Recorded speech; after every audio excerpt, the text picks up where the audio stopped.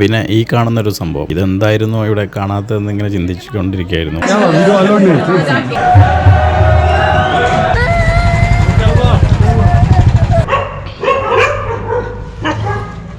ഏറ്റവും എൻഡിലായിട്ട് ഇവിടെ ഒരു പ്രയർ വീലൊക്കെ സെറ്റ് ചെയ്തിട്ടുണ്ട്.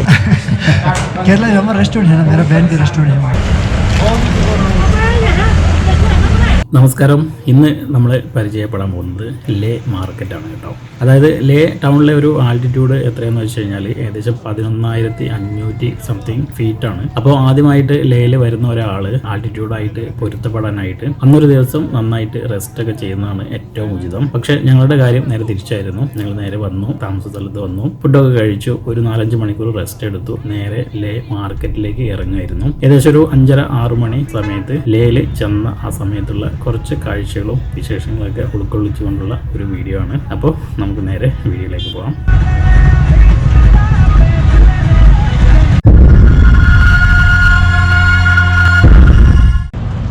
ഈ ഒരു ഈവനിങ് സമയം മാർക്കറ്റിൽ സാധാരണയിൽ നിന്നും കുറച്ച് കുറവായിരുന്നു തിരക്കുണ്ടായിരുന്നത്. പക്ഷേ എവിടെയും നല്ല കളർഫുള്ളൊക്കെ ആയിട്ടുള്ള ലൈറ്റുകളും മറ്റ് സംഭവങ്ങളൊക്കെ കാണാം. അതൊക്കെ ആ ഒരു മാർക്കറ്റ് ഇങ്ങനെ ഉണർന്ന് വരുന്ന ആ ഒരു രീതിയായിരുന്നു. ഈ ഒരു ലഡാക്ക് ടെറിട്ടറിയിൽ സഞ്ചരിച്ചിട്ടുള്ളവർക്കറിയാം, ഇവിടെയും എപ്പോഴും വർണ്ണാഭമായിട്ടുള്ള ഒരു പോസിറ്റീവ് വൈബായിരിക്കും. അതുപോലെ തന്നെ ആരുടെയും മുഖത്ത് ദുഃഖത്തിൻ്റെയോ അതുപോലെ തന്നെ നെഗറ്റീവ് എനർജിയുടെയോ ഒക്കെ ഒരു അടയാളം പോലും നമുക്ക് കാണാനായിട്ട് സാധിക്കില്ല. അതാണ് ഇവിടുത്തെ ഏറ്റവും വലിയൊരു പ്രത്യേകത. എന്തായാലും ഞങ്ങൾ പയ്യെ ഞങ്ങൾ മാർക്കറ്റിന് അകത്തേക്ക് കടക്കുകയാണ്.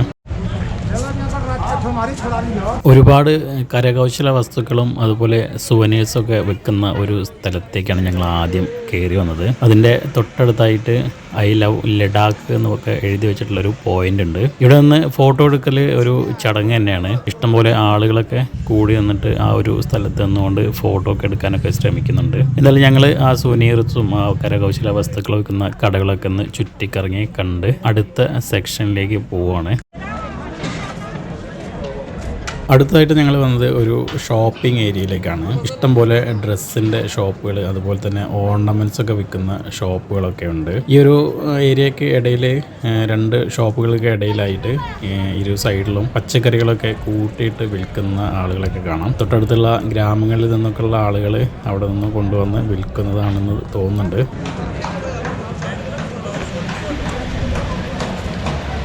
അതുപോലെ തന്നെ ഇവിടെ ഇഷ്ടം പോലെ ബ്ലാക്ക് സ്റ്റോണിൻ്റെ ഓർണമെൻറ്റ്സ് ഒക്കെ വിൽക്കുന്ന ഷോപ്പുകൾ നിറയുണ്ട്. ഞങ്ങൾ ഒരു ചെറിയ കടയിൽ കയറിയിട്ട് ഒരു ചെറിയ നെക്ലേസ് മാലയ്ക്ക് വില ചോദിച്ചു. അപ്പോൾ ഞെട്ടി ബോധം പോകുന്ന ഒരു അവസ്ഥയായിരുന്നു. ഏകദേശം 4,600 രൂപയാണ് ആ ഒരു ചെറിയ മാലയ്ക്ക് അവർ ഞങ്ങളോട് വില പറഞ്ഞത്.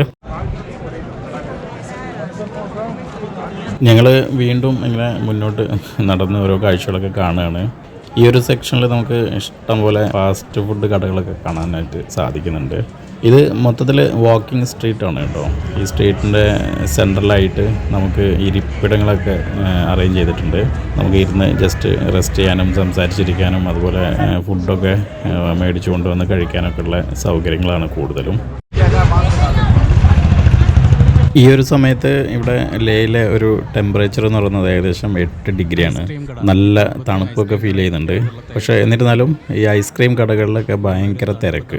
അപ്പോൾ അതൊക്കെ കണ്ട് ഞങ്ങളിങ്ങനെ നടന്നപ്പോൾ ഞങ്ങൾക്കൊരു ചെറിയ കൗതുകം തോന്നി. അങ്ങനെ ആദ്യം എൻ്റെ കൂടെ ഉണ്ടായിരുന്ന 2 പേര് ഐസ്ക്രീം കടയിലേക്ക് കയറി. പിന്നീട് ഞാനും കയറി എന്താ അവിടുത്തെ ഒരു അവസ്ഥ എന്നൊക്കെ അറിയാനായിട്ട്. ഇത് ഭയങ്കര ഇഷ്ടമാണ്.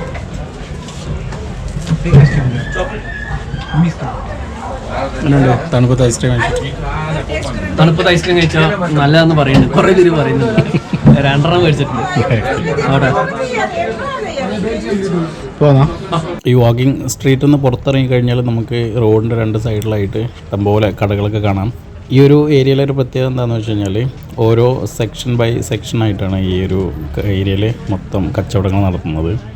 അതായത് ഇപ്പോൾ ഒരു ഹാർഡ്വെയർ സെക്ഷൻ ഐറ്റംസ് എന്നൊരു ഏരിയ ആണെങ്കിൽ അവിടെ മൊത്തത്തിൽ അത് മാത്രം ഒരു 10-15 ഷോപ്പുകൾ അത് മാത്രം പിന്നെ ഈ ഫുഡ് ഐറ്റംസ് ഒക്കെ ആണെങ്കിൽ അതൊരു സെക്ഷൻ അങ്ങനെ. പിന്നെ അതുപോലെ മട്ടൺ, ചിക്കൻ, അങ്ങനെ ഫിഷ് ഐറ്റംസ് കുറവാണ്. അതായത് മട്ടൺ, ചിക്കൻ അങ്ങനെയുള്ള ഐറ്റംസ് ഒക്കെ വിൽക്കുന്നത് കുറേ ഏരിയയിൽ അങ്ങനെ തന്നെ ആയിരിക്കും. പിന്നെ ഈ ഡ്രസ്സുകളൊക്കെ ബൾക്കായിട്ട് വിൽക്കുന്ന കടകളുണ്ട്. പിന്നെ മെയിനായിട്ട് സ്പൈസസ് ഒരുപാട് വിൽക്കുന്ന ഇഷ്ടം പോലെ കടകളുണ്ട്. അതൊക്കെ ഓരോ സെക്ഷനായിട്ട് ഇങ്ങനെ പ്രത്യേകം സെക്ഷനായിട്ടാണ്. നമ്മൾ വാക്കിംഗ് സ്ട്രീറ്റിൽ കണ്ടത് അങ്ങനെയല്ല, കംപ്ലീറ്റ് മിക്സഡ് ആയിട്ടുള്ളൊരു സംഭവമാണെങ്കിൽ ഇവിടെ ഇങ്ങനൊരു സെക്ഷൻ ബൈ സെക്ഷൻ ആയിട്ടുള്ള ഒരു രീതിയിലാണ് ഇവിടെ കച്ചവട സ്ഥാപനങ്ങളൊക്കെ നടത്തുന്നത്.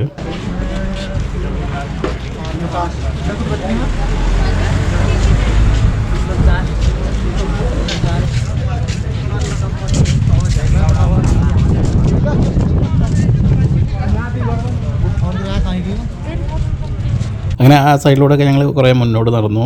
ഏറ്റവും എൻഡിലായിട്ട് ഇവിടെ ആ ഒരു പ്രയർ വീലൊക്കെ സെറ്റ് ചെയ്തിട്ടുണ്ട്. അവിടുന്ന് പിന്നെ ഞങ്ങൾ തിരിച്ച് ആ സ്പൈസസിൻ്റെ അപ്പുറത്തെ സൈഡിലായിട്ട് സ്പൈസസിൻ്റെ കടകളൊക്കെ ഉള്ളത് ആ ഒരു സൈഡിലൂടെ ഞങ്ങൾ അതൊക്കെ കണ്ടുകൊണ്ട് ഇങ്ങനെ നടന്നു.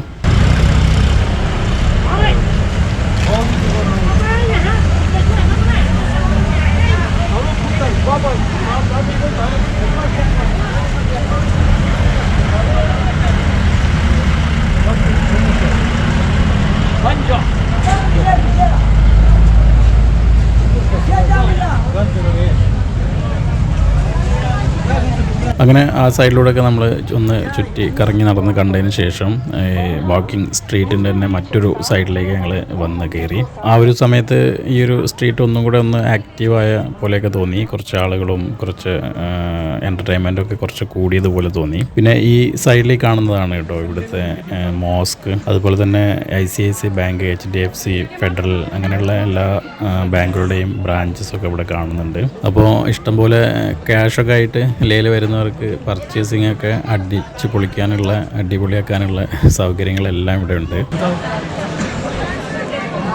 പിന്നെ ഈ കാണുന്നൊരു സംഭവം ഇതെന്തായിരുന്നു ഇവിടെ കാണാത്തതെന്ന് ഇങ്ങനെ ചിന്തിച്ചുകൊണ്ടിരിക്കുകയായിരുന്നു. പിന്നെ അന്വേഷിച്ചപ്പം ഇതും കിട്ടി. ഇതാണ് ഇവിടുത്തെ ഒരു റെസ്റ്റോ ബാർ കേട്ടോ. തൊട്ടപ്പുറത്ത് തന്നെ ഒരു വൈൻ ഷോപ്പും ഉണ്ട്. അപ്പോൾ അവിടുത്തെ കാഴ്ചകളും അവിടുത്തെ അവസ്ഥകളൊക്കെ ഒന്ന് അറിയാനായിട്ട് ജസ്റ്റ് ഒന്ന് ഷൂട്ട് ചെയ്യാൻ വേണം. അതിനായിട്ട് ഞങ്ങൾ അകത്തേക്ക് കയറി.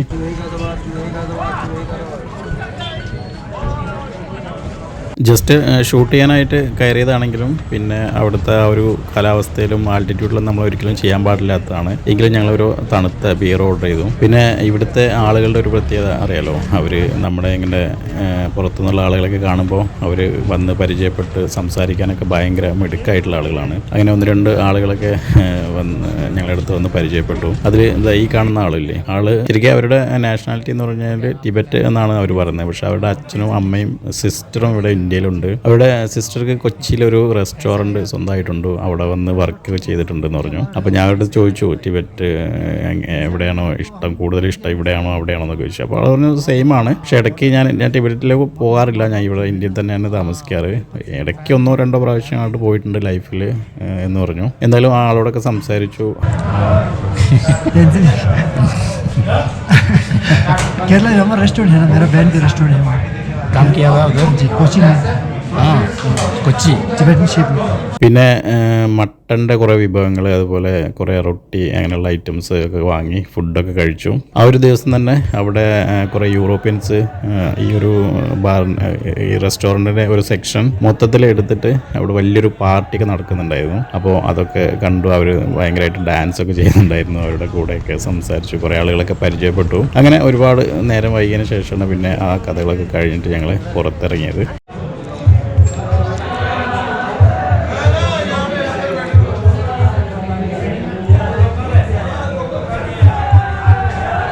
അങ്ങനെ അവിടുന്ന് പുറത്തിറങ്ങിയ ശേഷം കുറച്ചും കൂടെ ഏരിയ ഒക്കെ ഒന്ന് നടന്ന് കാണണം, അതൊക്കെ ഒന്ന് ഷൂട്ട് ചെയ്യണം എന്നൊക്കെ ഒരു ആഗ്രഹം ഉണ്ടായിരുന്നു. അപ്പോൾ എൻ്റെ കൂടെയുള്ള അവരെല്ലാവരും നന്നായിട്ട് ടയർഡായി. അപ്പോൾ അവർ ഹോം സ്റ്റേയിലേക്ക് പോകാമെന്ന് പറഞ്ഞു. അതായത് നമ്മളുടെ ഈ ഒരു മാർക്കറ്റിൻ്റെ അവിടുന്ന് ഒരു 10 മിനിറ്റ് നടന്നു കഴിഞ്ഞാൽ നമ്മുടെ ഹോം സ്റ്റേയിലേക്ക് എത്തും. അപ്പോൾ അവിടുന്ന് ഇങ്ങോട്ട് വരുന്ന സമയത്തുള്ള വഴികളും അടയാളങ്ങളൊക്കെ ഓൾറെഡി കണ്ടുവച്ചിട്ടുണ്ട്. പിന്നീട് ഒരു കുറച്ച് ഹവേഴ്സ് അങ്ങനെ കറങ്ങി നടന്നു എല്ലാം ഷൂട്ട് ചെയ്ത് വന്നപ്പോഴത്തേക്കും ഒത്തിരി സമയമായിട്ട് ആയിട്ടുണ്ട്. പിന്നെ കാണുന്ന ലേ ടൗൺ എന്ന് പറഞ്ഞു കഴിഞ്ഞാൽ ഞാനും കുറച്ച് പട്ടികളും പിന്നെ അത്യാവശ്യം വേണ്ട കുറച്ച് 1-2 ആളുകളൊക്കെ ഒഴിച്ച് ബാക്കി ആരുമില്ല. വിജനമായിട്ടുള്ള റോഡ്. പിന്നെ ആ ഒരു ഇടവഴിയിലൂടെ ഒക്കെ അങ്ങോട്ടും ഇങ്ങോട്ടും ഒരുപാട് നടന്നു. അതിനിടയ്ക്ക് മൊബൈൽ ഓഫായി പോയി. ഹോം സ്റ്റേയുടെ ലൊക്കേഷൻ കണ്ടുപിടിക്കാൻ പറ്റുന്നില്ല. എൻ്റെ സുഹൃത്തുക്കൾക്ക് എന്നെ തിരിച്ച് കോൺടാക്ട് ചെയ്യാനായിട്ട് പറ്റുന്നില്ല. പിന്നീട് എനിക്ക് മനസ്സിലായി പരസഹായമില്ലാണ്ട് എന്തായാലും ആ ഒരു ഹോം സ്റ്റേ കണ്ടുപിടിക്കാൻ പറ്റില്ല. ഹോം സ്റ്റേയുടെ പേര് എനിക്ക് അറിയാം. അപ്പോൾ അങ്ങനെ നടന്ന് അവസാനം എനിക്കൊരു ഹോട്ടൽ കണ്ടു. അവിടെ കുറച്ച് ആളുകളൊക്കെ ഇരുന്ന് ഭക്ഷണം കഴിക്കുന്നുണ്ട്. അതിൽ 1-2 ആളുകളെ പരിചയപ്പെട്ടു. അതിലൊരാൾ എൻ്റെ അടുത്ത് ഒരു ഹോം സ്റ്റേ അറിയാമെന്ന് പറഞ്ഞു. അങ്ങനെ അദ്ദേഹം എന്നെ ഒരു ബൈക്കിൽ കയറ്റി ഒരുപാട് കറങ്ങി എന്നെ അവിടെ കൊണ്ടുപോയി വിട്ടു. അപ്പോഴാണ് എനിക്ക് മനസ്സിലായത് ഞാൻ കറങ്ങി തിരിഞ്ഞ് വേറെ ഏതോ റൂട്ടിൽ എത്ര ദൂരം വന്നിട്ടുണ്ട് എന്നുള്ളത് എനിക്ക് അപ്പോഴാണ് സത്യം പറയുകയാണെങ്കിൽ മനസ്സിലായത്. എന്തായാലും അന്നത്തെ രാത്രിയിലെ മാർക്കറ്റും ചുറ്റി നടന്നിട്ടുള്ള കാഴ്ചകളൊക്കെ അങ്ങനെ അവസാനിപ്പിച്ചു. അന്നത്തെ രാത്രി നമ്മുടെ സുഖമായിട്ടുള്ള ഉറക്കം, പിറ്റേന്നത്തുള്ള യാത്രയൊക്കെ സ്വപ്നം കണ്ടുകൊണ്ടുള്ള ഒരു ഉറക്കം. അപ്പോൾ ഇതൊക്കെയാണ് ഇന്നത്തെ വിശേഷങ്ങൾ. ഇനി ബാക്കിയുള്ള കാഴ്ചകളും വിശേഷങ്ങളും വേറൊരു ലൊക്കേഷനിലെ കാഴ്ചകളും വിശേഷങ്ങളൊക്കെ ആയിട്ട് നമുക്ക് അടുത്ത വീഡിയോയിൽ കാണാം. അപ്പോൾ ഓക്കെ, ബൈ.